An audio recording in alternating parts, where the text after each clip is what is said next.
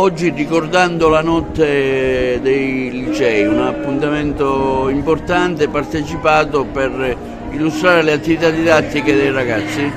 Sì, oggi stiamo ricordando quella che è stata una bellissima esperienza svolta dai nostri studenti il 19 aprile del 2024, in forma però naturalmente sintetica, con tutti quelli che sono stati i laboratori curricolari ed extracurricolari portati avanti dagli studenti, guidati naturalmente dai loro docenti.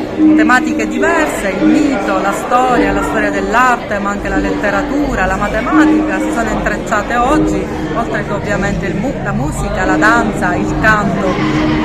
Questo ha fatto sì che i ragazzi veramente aprissero le porte del nostro liceo ai ragazzi delle scuole medie che sono venuti in visita con i loro genitori e in questo modo hanno potuto toccare con mano le belle esperienze che si svolgono presso la nostra scuola. Con l'occasione sono state aperte anche le aule speciali, quindi l'aula immersiva e l'aula STEM, proprio perché si possa anche coniugare l'antico con il moderno in fondo, cioè la nuova didattica innovativa con quella che è un po' la solida tradizione umanistica del nostro liceo.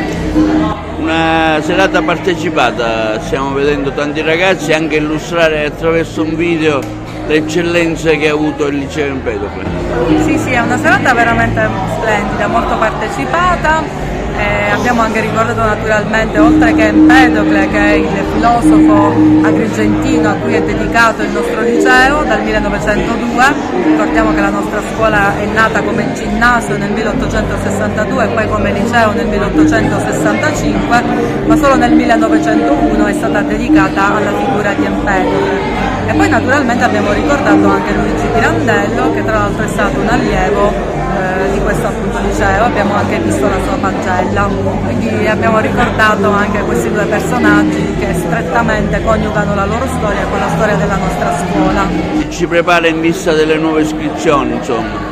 Sì, ci prepara in vista delle nuove iscrizioni che si svolgeranno a breve. Il Ministero ha diramato la circolare per cui dall'8 gennaio al 31 sarà possibile iscriversi. La scuola aprirà nuovamente le porte l'11 gennaio con l'Open Day propriamente detto, che è un sabato proprio per agevolare anche le famiglie che lavorano, e poi naturalmente faremo per tutto il mese di dicembre le classi aperte, sempre il sabato mattina, dove i ragazzi delle scuole medie potranno sedersi tra i banchi di scuola insieme ai loro coetanei e sperimentare quelle discipline che magari possono essere più particolarmente caratterizzanti il nostro corso di studio, poi il greco, poi il latino, ma anche la matematica o anche la musica.